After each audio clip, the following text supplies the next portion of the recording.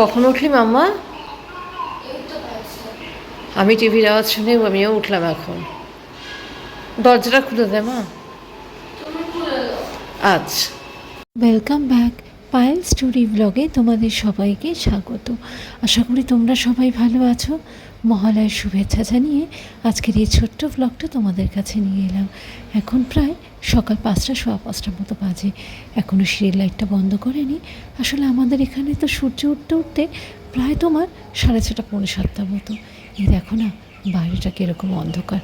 চলো তোমাদেরকে একটুখানি আমাদের রাতের শহরটাও দেখাই। তো সুন্দর একটা মিষ্টি ঠান্ডা হাওয়া দিচ্ছে, সত্যি মন প্রাণটা জড়িয়ে গেল। খানিকক্ষণ দাঁড়িয়ে থাকি, তারপর তো ঘর সংসারের কাজ শুরু হবে। তবে কি বলো তো, এখন তো দিনটা ছোট হয়ে গেছে। আগে জানো তো সেই সন্ধে হতে হতে প্রায় পৌনে 8টা, আর এখন তো দেখি পৌনে 7টাতেই অন্ধকার নেমে আসে।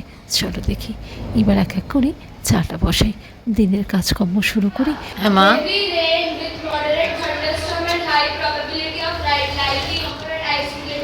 মামা একটু চা খাবে কি? প্রত্যেক বছর নতুন ক্যালেন্ডার আসে। আমার আর ঋদ্ধির ফার্স্ট কাজ হচ্ছে মহালয়াটা কবে, সেটা কি ছুটির দিনে নাকি অন্যান্য দিনে সেইটা দেখার। আর ছুটির দিনে পড়লে তো কথাই নেই, আমরা এত রিলিশ করি এই জিনিসটাকে। আর সত্যি কথা বলতে গেলে কি বলো তো, উইকডেসে তো এখানে ছুটিও থাকে না, সেই জন্য রোববার দিন মহালয়াটা পড়লে পরে আমাদের যে কী ভীষণ আনন্দ হয়। আর অনেক ছোট থেকেই ঋদ্ধিকে দেখি, ও যেন তো নিজে অ্যালার্ম দিয়ে শোয় আর মহালয়ার দিন ঠিক উঠে যায়। ডাকতেও হয় না কাউকে। ওই বললাম না যে কখন উঠলো আমি টেরও পাইনি। তোমাদের সঙ্গে গল্প করতে করতে হাতের কাজটাও গোছানো হয়ে গেল। চলো ঋত্বিকে চাটা দিয়ে এবার আমিও খেয়ে নিই। চা নিয়ে যা। আজ আবার একটু ফর্দ তৈরি করতে হবে। সবজিপাতি অবশ্য মোটামুটি যা রয়েছে হয়ে যাবে। মাছ মাংসটা প্রায় শেষের দিকে। আর আজ তো রোববার, যদি হীরক বাজারে যায় সেই মতো কি একটু বেশি করে আনিয়ে নেব। গোটা একটা সপ্তাহ তো পড়ে রয়েছে, পরের ছুটি আবার সেই শনিবার থেকে। দেখি এখন। তবে ব্লিঙ্কিটটা হতে এত সুবিধা হয়েছে, এখন আর সবজিপাতি বা গ্রসারি জিনিসপত্র নিয়ে সেরকম চিন্তা করতে হয় না।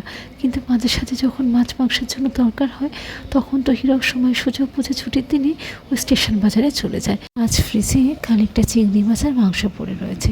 চিংড়িগুলো অবশ্য বেশ বড়, সেই মতো ভাবছি চিংড়ির মালাইকারি করবো।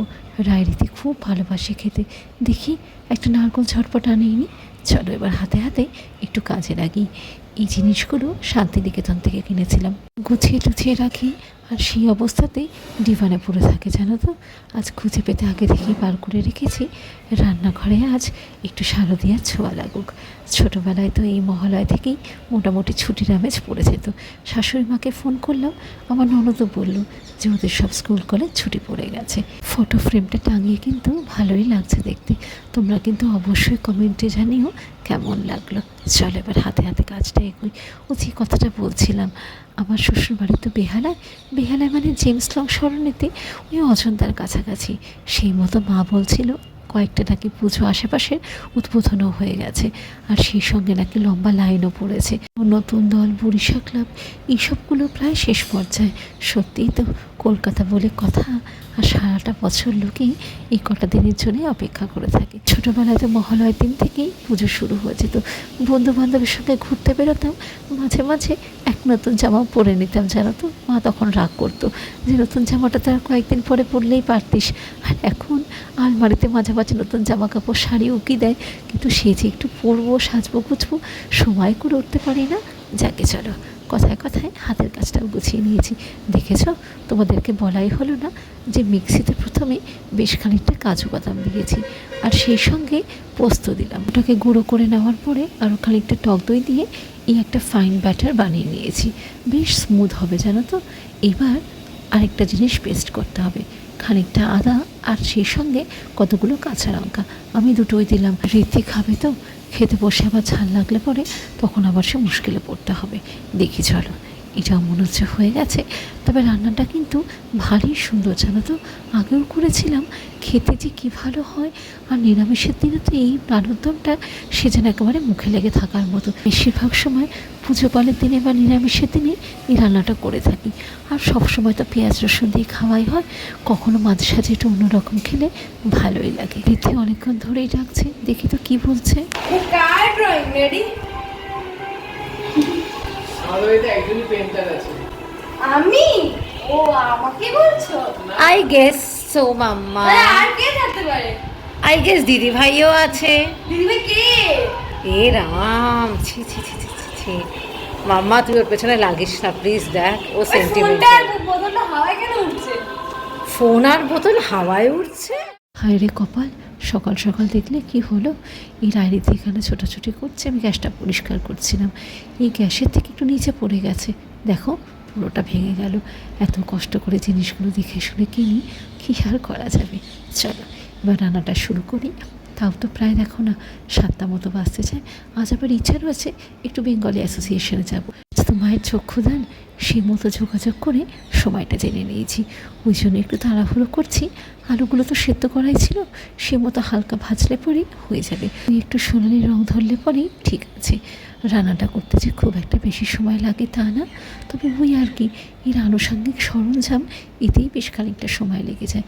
একটু ঘি দিলাম আর গোটা গরম মশলাটা খানিকটা ক্রাশ করে নিয়েছি। এবার এর মধ্যে বেশ খানিকটা হিং ফোড়ন দেবো, তবে খেয়াল রেখো হিংটা যেন না পুড়ে যায়।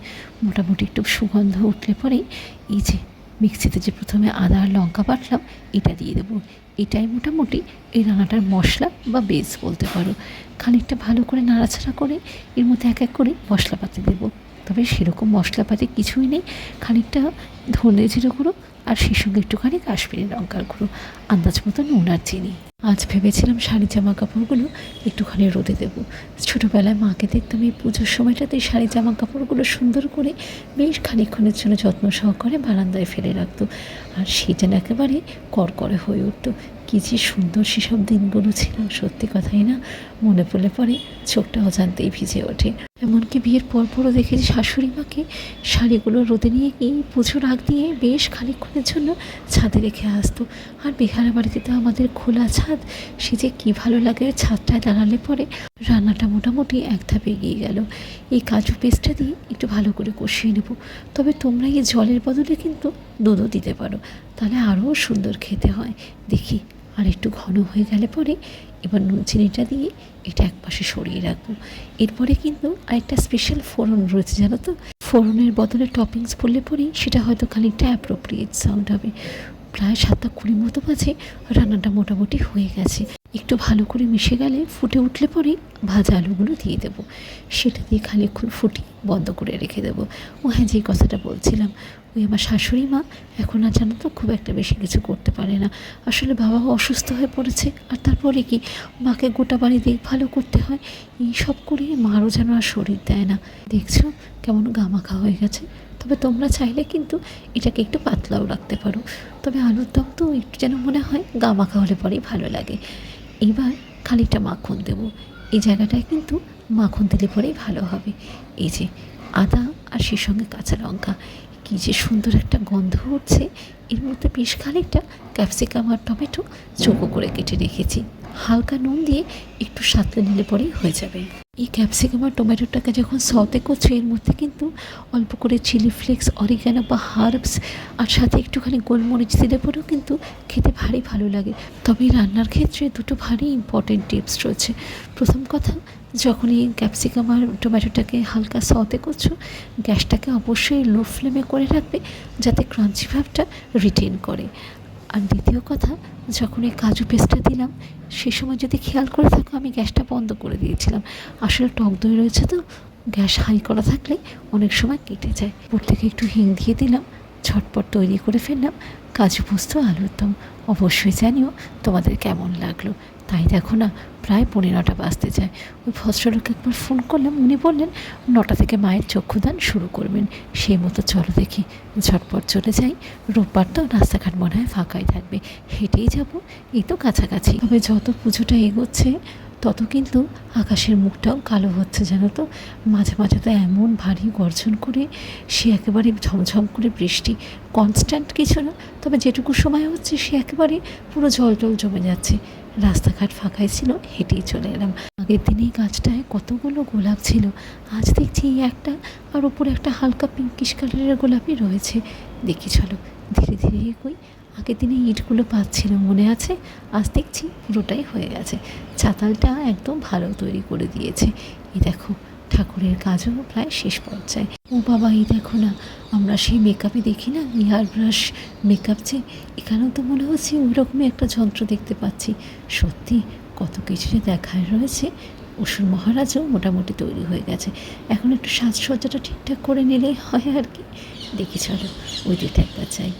এখানে ঠাকুরের কাঠামোটা ঠিকঠাক করে তৈরি হচ্ছে, মোটামুটি তো জোড়াতালি দিয়ে রেখেছে। তবে এই দেখো না, সিমেন্ট গোলাটার মধ্যে ছোট ছোট কাপড়ের টুকরো নিচ্ছে, কাপড়ের টুকরোগুলোকে সিমেন্টের গোলায় ভিজিয়ে ওই কঞ্চির গায়ে লাগিয়ে দিচ্ছে, যাতে কাঠামোটা একদম ঠিকঠাক থাকে। সত্যি যেন মনে হচ্ছে পুজো এসেই পড়েছে। ইস, মাঝে আর মাত্র কটা দিন ছুটি পড়ে গেলে পরে আনন্দটা আরও দ্বিগুণ হতো। দেবদেবীরাও দেখো না সাজসজ্জা করে একদম তৈরি হয়ে রয়েছে। আর মাঝে কটা দিন মাত্র মা, তারপরেই তোমার আরাধনায় আমরা সবাই ব্যস্ত হয়ে পড়ব। সত্যি ঠাকুর, তুমি এসে পৃথিবীর মঙ্গল করো, সবাইকে ভালো রেখো। ওই দেখো ছোট্ট প্যাঁচাটা, আগের দিন দেখছিলাম না বাইরে রাখা ছিল, সেও দেখো না লক্ষ্মীর মতো লক্ষ্মী প্যাঁচা হয়ে বসে রয়েছে। মোটামুটি সাজসজ্জা করে ইনিও তৈরি হয়ে রয়েছেন। এই মৃৎশিল্পীরা তো ওয়েস্ট বেঙ্গল থেকে আসে, ওনারা কিন্তু সরস্বতী পুজো অব্দি সব ঠাকুর বায়না নিয়ে তৈরি করে রেখে যায়। সে মতো কালী ঠাকুরের গায়ে রঙের প্রলেপ চলছে। এদিকে সরস্বতীও খানিকটা তৈরি হয়ে বসে রয়েছে। তাও তো দেখো না প্রায় 9টা বাজলো, ঘরের তো সব কাজ পড়ে রয়েছে। খুব একটা যে বেশিক্ষণ থাকতে পারবো তা না, এখন দেখা যাক। মোটামুটি চোখটা একটু আঁকা শুরু হলেই দেখে চলে যাব। অনেক দিনের ইচ্ছা ছিল জানো তো, তবে অন্যান্য বার কি সেরকম করে যোগাযোগ করে উঠতে পারি না। এই 9:15 মতো বাজে উনি শুরু করলেন। বাজলো তোমার আলোর বিনু, মাতলো রে ভুবন। প্যান্ডেলের সাজসজ্জাটা তো এখনও বাকি রয়েছে, সেই মতো দেখো না ওই লরি করে তারই কিছু সাজ সরঞ্জাম এসে পৌঁছালো। মায়ের চক্ষুদানের কাজও এক ধাপে এগিয়ে গেছে। আজকের ভিডিওটাও এই অবধি। সবাই ভালো থেকো, সাবধানে থেকো, সুস্থ থেকো। অবশ্যই কিন্তু কমেন্ট করে জানিও এই ছোট্ট ব্লগটা কেমন লাগলো। আমার এই ছোট্ট পেজটাকে লাইক, ফলো, সাবস্ক্রাইব করে নিও, একটু শেয়ার করো, তাহলে আমার রিচটাও বেশ খানিকটা তুমি বাড়বে। চা দিচ্ছ, এটাই বড় কথা দিদি। অনেক ধন্যবাদ গো, থ্যাংক ইউ সো মাচ।